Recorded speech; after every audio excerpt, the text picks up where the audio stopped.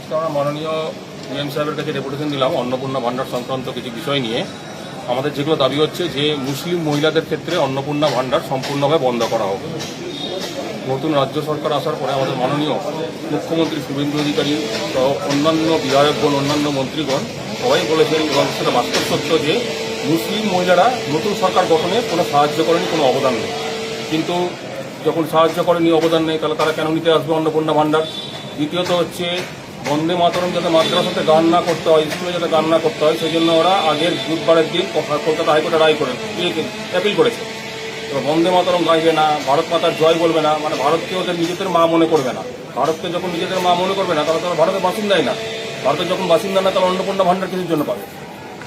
3 নম্বর point হচ্ছে যে একটা মুসলমান পুরুষের অনেক ক্ষেত্রে দেখা গেছে যে 5টা 7টা করে বিবি থাকে। এবার 5টা 7টা যদি বিবি থাকে, 8টা 9টা করে বিবি বিভিন্ন অন্নপূর্ণা ভান্ডার বিভিন্ন স্বামীর নাম দেখিয়ে বা বিভিন্ন রকমভাবে কাগজে জালিয়াতি করে আবেদন করছে।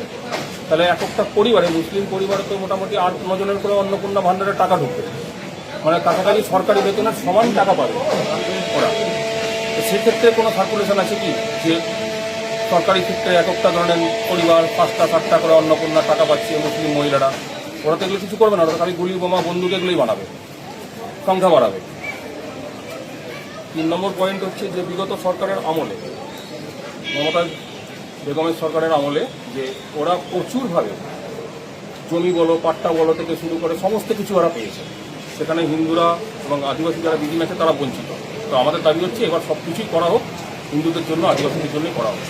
মুসলিম মহিলাদের অন্নপূর্ণা ভান্ডার দেওয়ার, টাকা দেওয়ার, 3,000 টাকা দেওয়ার কোনো প্রয়োজন আছে বলে আমাদের সংগঠন বা আমরা মনে করি না।